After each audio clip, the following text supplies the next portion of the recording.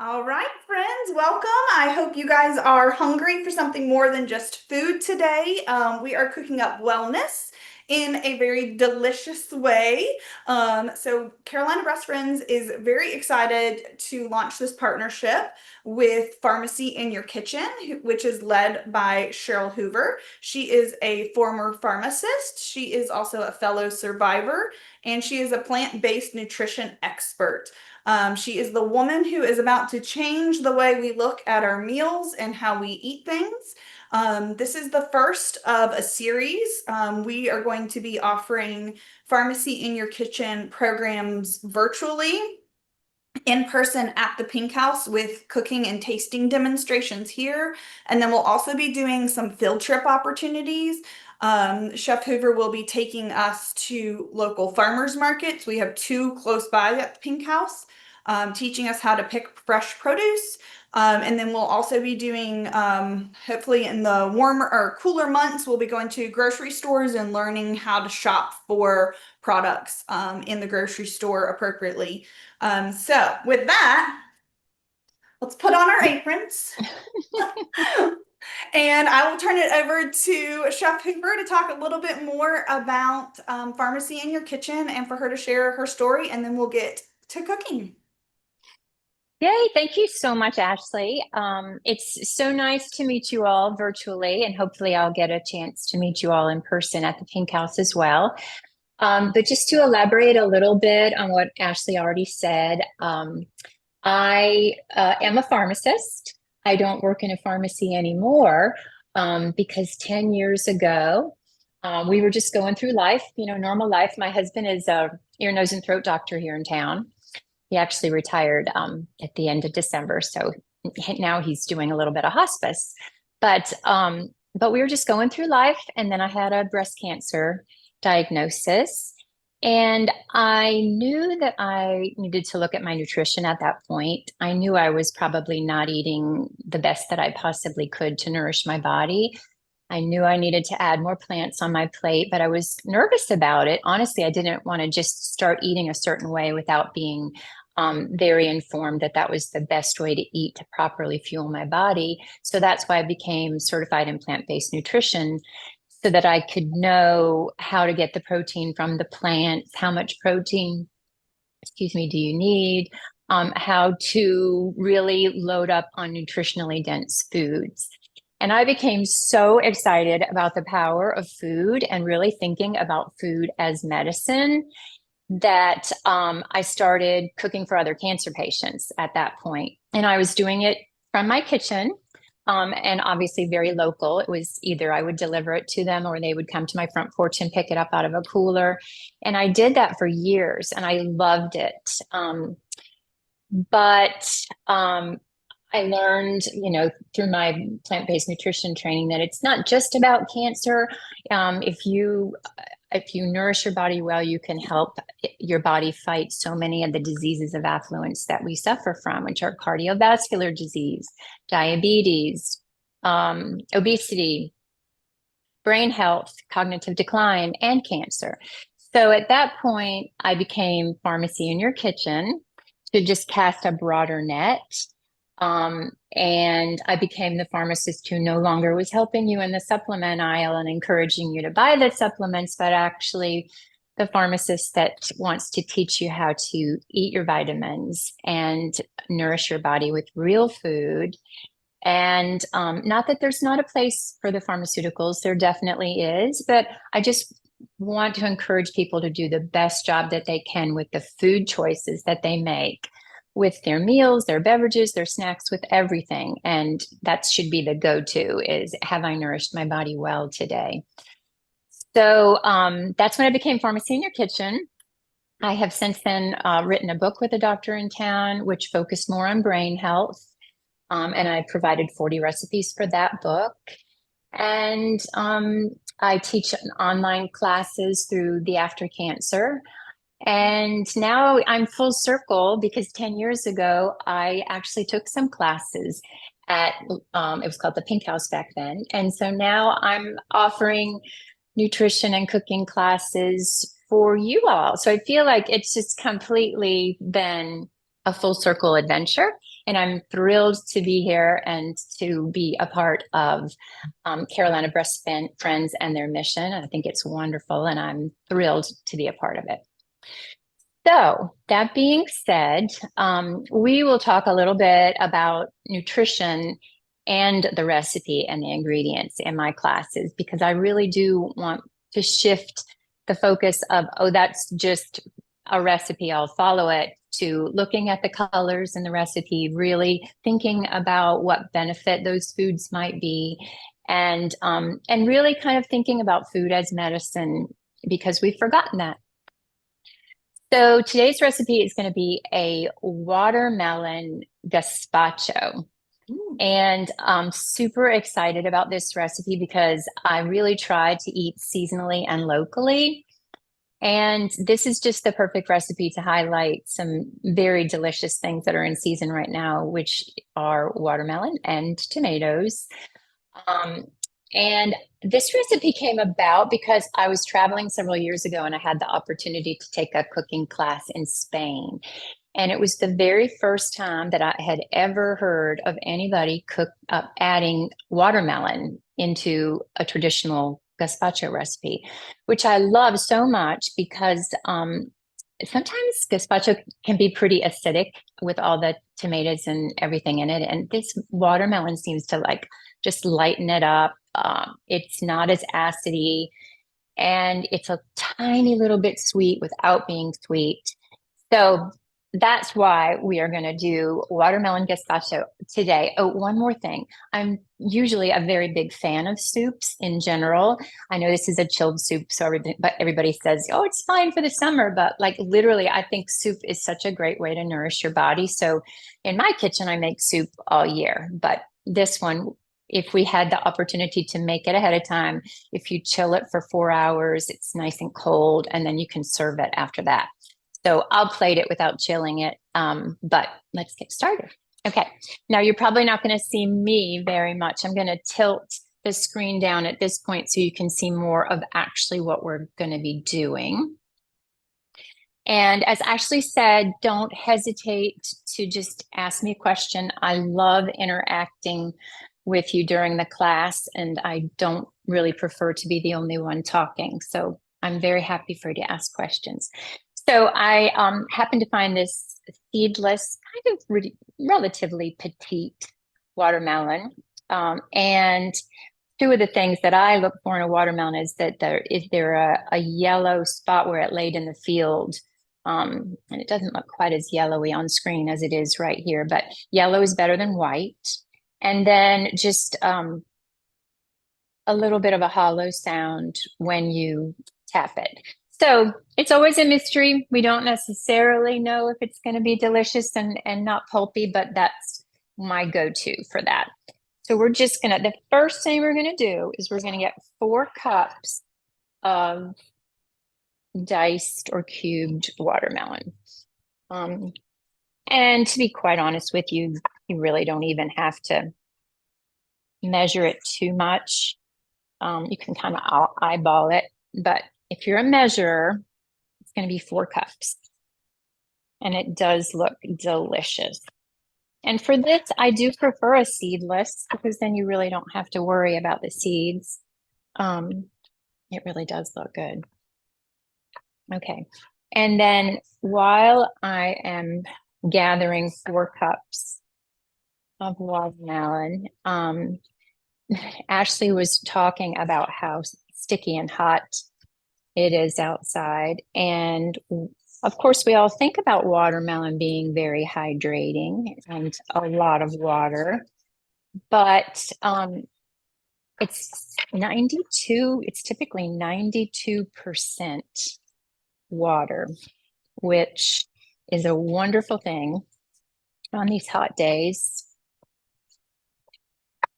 Also, the tomatoes are extremely hydrating as well. They are also very, very high in water, as are the yellow pepper and the cucumbers in this recipe.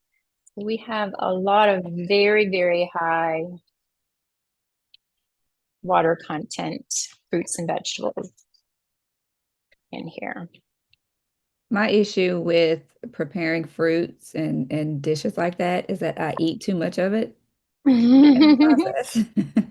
Yeah, I know. I was just looking if I don't know how much leftover watermelon is going to be, but I'm going to be excited about the leftovers. Yeah, that was fun. It's funny that you say that. That's one of the things that was the hardest thing. I forgot to tell you this part. Before I went to pharmacy school, I actually didn't want to be a pharmacist. When I graduated from high school, I wanted to go to culinary school. And my father said he would not send me to culinary school, but I could go to business school to learn how to run a restaurant. And I went to school for hotel restaurant management, and I just didn't love it. And so I changed my major to pharmacy. And the hardest thing about that for me was, loving to be in the kitchen and cooking and always experimenting with recipes. You can't lick your fingers in a pharmacy when you're compounding things. So I had to learn quick not to do anything like that. So I'm not so much a taster as we're going along as I am a taster when it's finally done. All right, so we ballparked this almost right. This is going to be the fourth cup.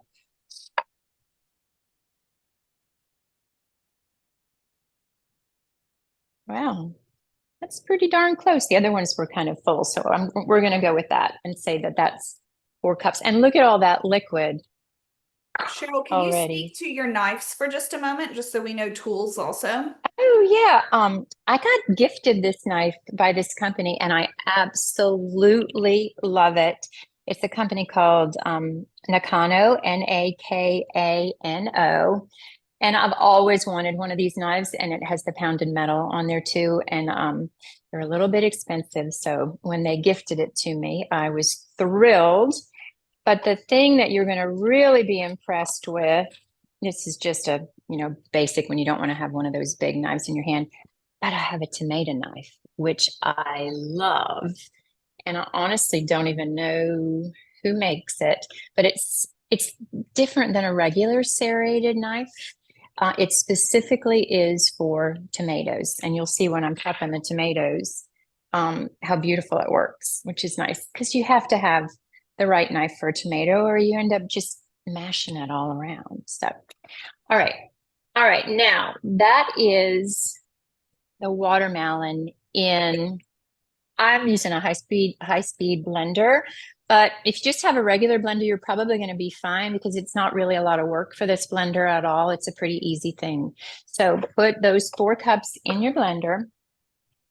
And then the rest of the cucumber and the tomatoes and the yellow pepper and the scallions are going to be, I'm only going to use half of them in the blender, and the other half I am going to save. And that was something else I learned in Spain is that I had always had gazpacho in a very smooth, one textured, all combined together. Um, Nothing really chunky, I guess I would say. My girls hate that word, so I try not to say it. I don't know why they hate it, but they do. Anyway, it was a smooth consistency all blended together, and that was really the way that I had always ever had it. And in Spain, they use all the watermelon, but they reserve half of the tomatoes and half of the peppers. I'm using a yellow pepper, half of the cucumber, and half of the scallions as a topper. So I'm saying this because, of course, cooking is always one of those things where it's your own personal preference, to be honest with you. And you can put all of it in the blender if you want. I personally like to chew my food. I'm really not much of a I don't really like to drink my food. I do think that that is part of the digestive process and getting your stomach ready for the food that's coming down is the whole chewing process. So I really like to chew my food. So I love this where it's not all blended up nice and creamy and smooth together. So I'm going to reserve some of these cucumbers. Can you speak to maybe the difference in English cucumbers versus a regular cucumber and why you chose the English cucumber? Oh yeah, I should have showed you that. But the English cucumber, let me see. I diced it up pretty well. The English cucumber, I love. If you couldn't find it, I would recommend getting the smallest cucumbers you could possibly find, maybe even pickling cucumbers, because there are essentially no seeds in it. So it's pretty much a seedless. There are seeds in it, but they're just so tiny and minute that you really don't even have to worry about them. And so I try and get that for something like this. I didn't want to peel it, so I try and get one with a nice skin. I want that extra fiber in there and the flavor too. So English cucumbers are they're just amazing because they keep pretty long in the refrigerator. They're not pulpy. You don't have to peel them. You essentially, they're just delicious. And they are actually 95% water as well. We always think about watermelon as being more, obviously, it's in its name. So obviously, it has a lot of water in there, but the tomatoes, the watermelon, the cucumber, all of it. This is another tool I forgot to get out. I love this too. It's just a scraper so that when you need to just move things over, it's quite easy to do. And what kind of tomatoes are you using? These are just I don't prefer the beefsteak. So I know some people really love them, but I don't prefer them. So these are just I like to get them when they're still on the vine. All three of them were still on the vine actually when I bought them yesterday. And somehow by the time I got home, um, only one was on the vine. But you could really use anything. I mean, for this particular recipe, you could probably use any tomato. When tomatoes aren't in season, I always buy grape tomatoes if I can find them. And those typically are not as watery as these are. And really, probably the only tomato that tastes okay when it's not in season. So But would I you say forgot. there's a difference in hothouse tomatoes versus fresh tomatoes in the summer and spring? I think, yeah. And in that case, I feel like make the best choice that you possibly have, honestly. Like, obviously, if it's out and it's seasonally grown here, I like my preference.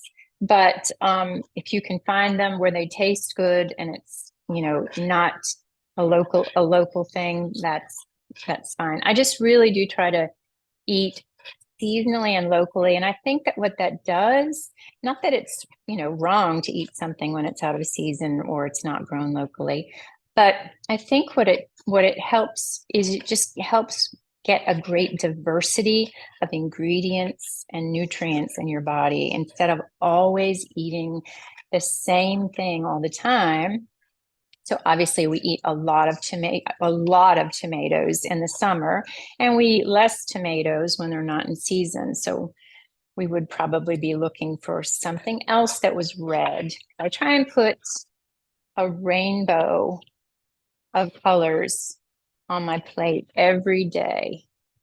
And if you look for the rainbow and you try to eat what's in season, it's just a kind of simple way to nourish your body really well.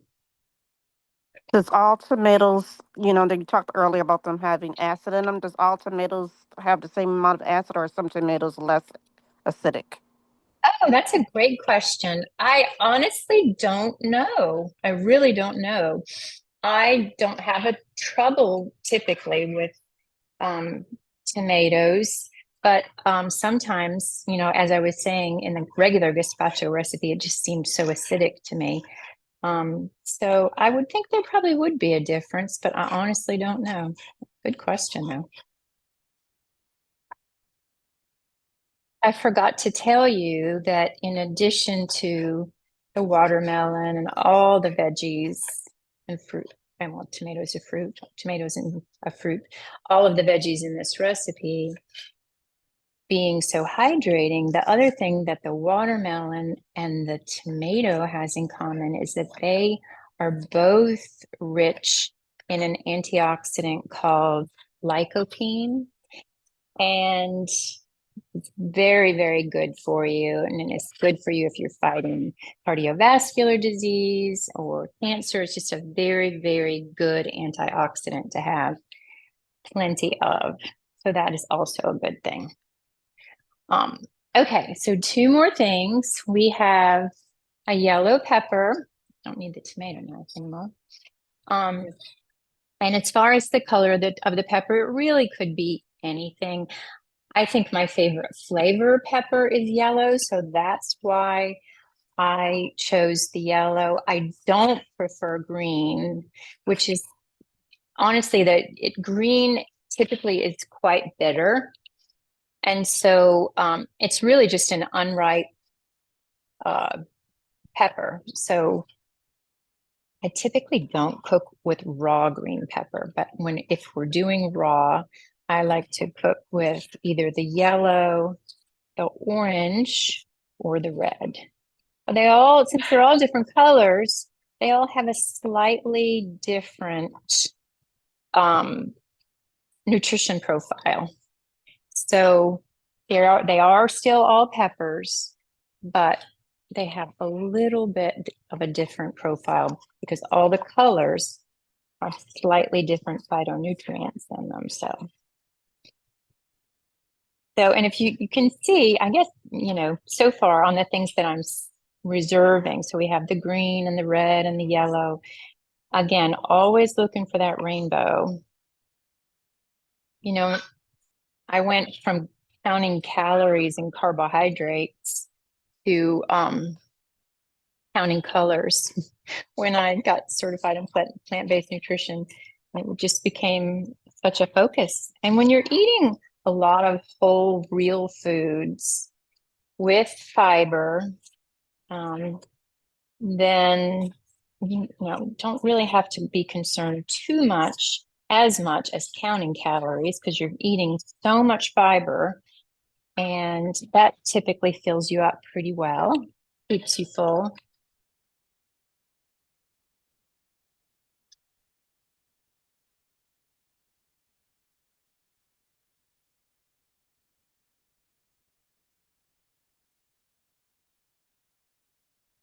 I think watching this, I'm gonna have to have you do a knife class for us on how to properly Oh. cut our vegetables. Yeah, most important thing is to keep your fingers out of the way, right? Yeah. Yeah, and in this case, everything that's going to get blended, it doesn't really matter. But the things that are going to be on the top, we do want them to look pretty. All right, so the next on the list is just some scallions. I'm just going to take the tops and bottoms off of that. And I like the scallion in this recipe because it's just a little milder than just raw onion. So that's my preference and why. And you'll see when we add a few more things to the blender, there's not a lot of spices in this recipe. and it really doesn't need it. It's got all this natural goodness and flavor from all these veggies. And also a little bit of salt and a little bit of garlic and a little bit of pepper goes a long way in something like this, where you're really highlighting the freshness of the fruits and veggies. All right, so that is everything that we need to chop. And I've reserved, as you can see, this is just going to be for garnish at the end. I'm going to get 1 clove of garlic.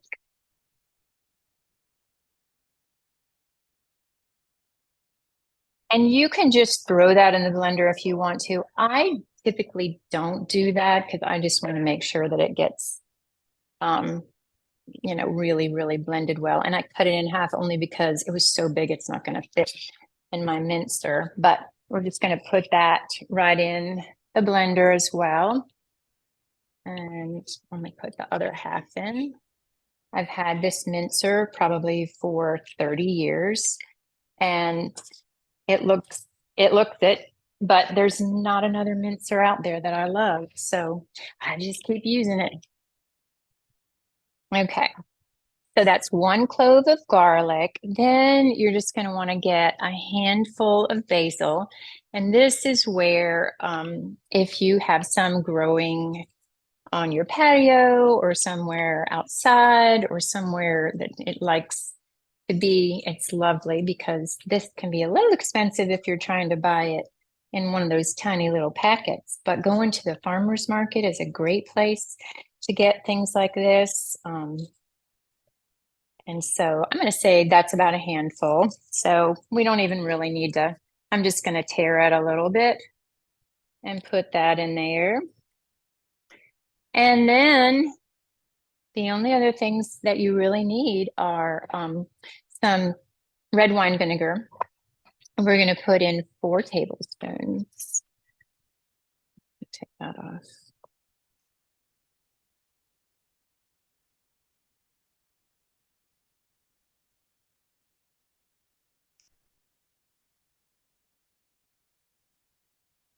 Okay. And I definitely would not substitute something like balsamic in there. That's just going to be too much for this recipe. And then we're going to put in 3 tablespoons of olive oil.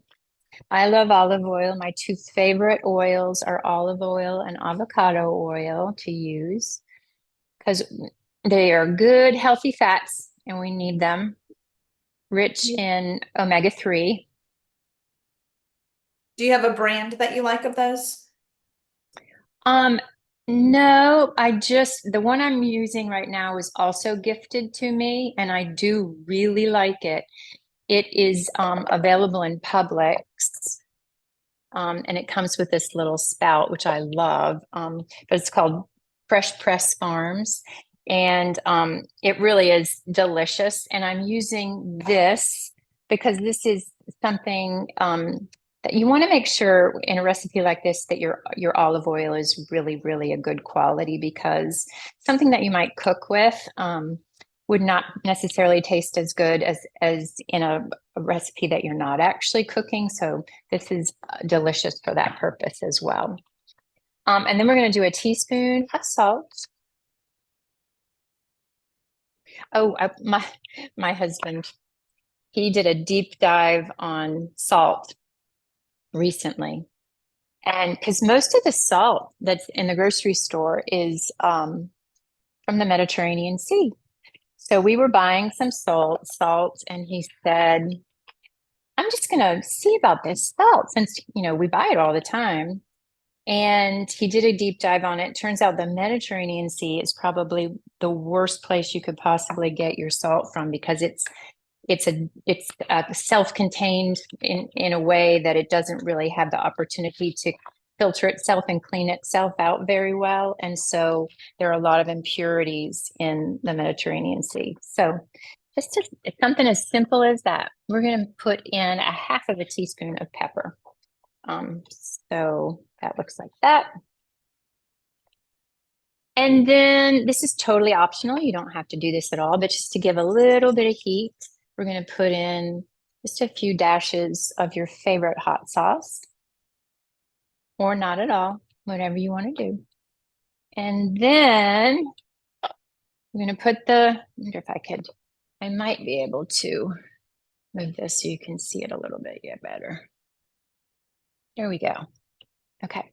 All right, so that's what it looks like in the blender. It's just, look at that. We got a rainbow in the blender already. Okay, and then mine's a high speed, but it really shouldn't be tough to do. Just gonna turn it on. And you can see how fast.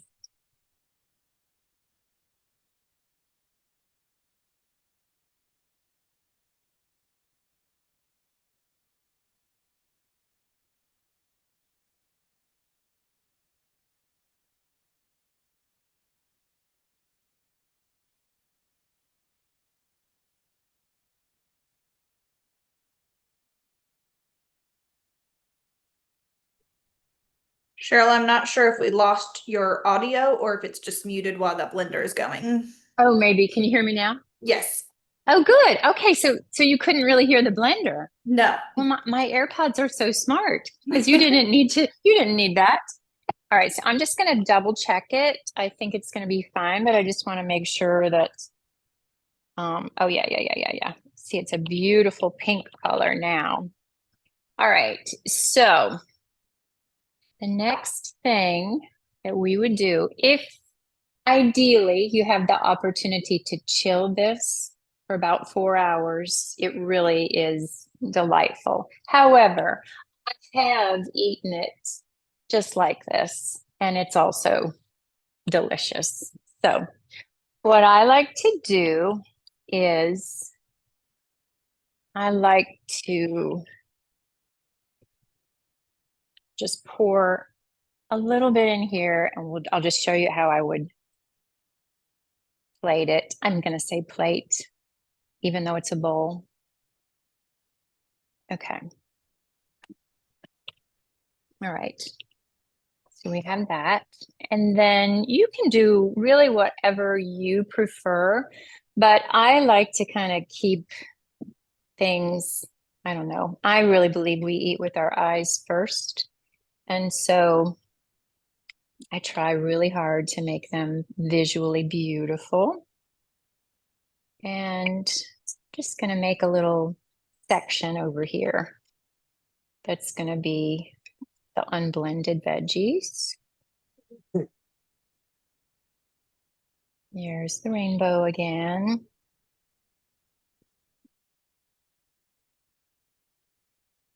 Now you could stop there and it would be lovely. Or you can just do a final little drizzle of a little olive oil, which is what they do in the fancy restaurants. A little bit of that, and a little bit of finishing salt, or whatever salt you have that you love there. And then I tend to put some microgreens in there, or some sort of nutrient dense green on the top as well. I couldn't really find what I was looking for in the grocery store, which were like microgreens, alfalfa sprouts or something like that. But I did find some watercress, which I absolutely love, because this is the season for watercress, and it is very, very nutrient dense. I guess it would technically be a lettuce. It's served as a lettuce, but I picked that today. And then I just wanted to say that that is what that looks like. And that could be the beginning of your meal or served with your meal. But if you wanted to make it more filling and turn it into a meal, you could always put like some garbanzo beans on the top. So that's a plant-based protein. And because there is protein in there, but it's not very much. All plants have a little bit of protein, but it's certainly not enough to fill you up. So if you wanted to, you could either roast these in the oven, like with a little bit of olive oil, garlic, salt, and pepper to crisp them up a little bit, and just sprinkle those on the top as well. Or to be honest with you, you could just drain them, rinse and drain them, and then just put them right on the top. And that'll give you some more protein and easy to do. Okay. So that is watermelon gazpacho. Any questions? It looks delicious. Other Oh, than being good. extra hungry now. Well, good. That's good. I love that. And also I just wanted to say, most of my recipes are not complicated because I really want to encourage people to get back in the kitchen and to really, be careful what they put in their mouth, make the best choice that they can possibly have. And some of the getting back into the kitchen is that people just don't really cook as much as they used to, and it can be intimidating, and I don't want it to be at all. It's what's my happy place. I love being in the kitchen, but nothing that I will teach you is very difficult. It's all, very doable, doesn't take a tremendous amount of time. So this is just a good example of that. Thank you so much, Chef Hoover. This was very educational and very colorful. We are so excited to partner with you and have more opportunities to learn healthy ways to eat our vitamins. Does anybody have any last questions for Chef Hoover? Hang on, Helen, you got to unmute. Hang on. Let's see. There Okay, you go. can you hear me? Mhm. Was it just one long cucumber or maybe like 4 or 5 mini cucumbers? Yeah, so the English cucumber was like about that long. So half of it went in the blender and the other half was used as a garnish. So depending on how small the other cucumbers that you might find would be, or if they're like something that's growing in somebody's garden and they're really tiny, yeah, I mean probably 4, I would say, maybe depending on the size of the other cucumbers. And just be careful. One thing that you could do, if it was going in the blender and there were seeds in it, I wouldn't mind it, but I wouldn't want that to be part of the garnish. So if you get just a regular cucumber, all you have to do is slice it down the long ways and then just take a spoon and scrape those seeds out and then just cut up the rest of the cucumber and it will be perfect. I'm growing cucumbers and they are huge, like 13 inches, and they're about 4 inches around. Is that going to be too big and too dry? And I'll get the No, seeds out. I think if you get the seeds out, since you are growing them, that's wonderful. That's fantastic. So as long as you get the seeds out, and then definitely the skin would be totally fine in the blender. And then I would just say use your own judgment. Maybe like see if it's too hard to be a garnish with the skin on. And if it is, just take the skin off and just use the whatever's left of the cucumber without the seeds and without the skin when you're garnishing your plate. So in terms of cups, maybe another 4 cups of cucumber, Um, 2, yeah, 3. probably 3. Yeah. Yeah, probably Okay. 3-ish. And And you again, said, oh, go ahead. I said it's just, it's not a precise recipe. So No use what you science. have. Yep. Yep. We're not baking. So that's good.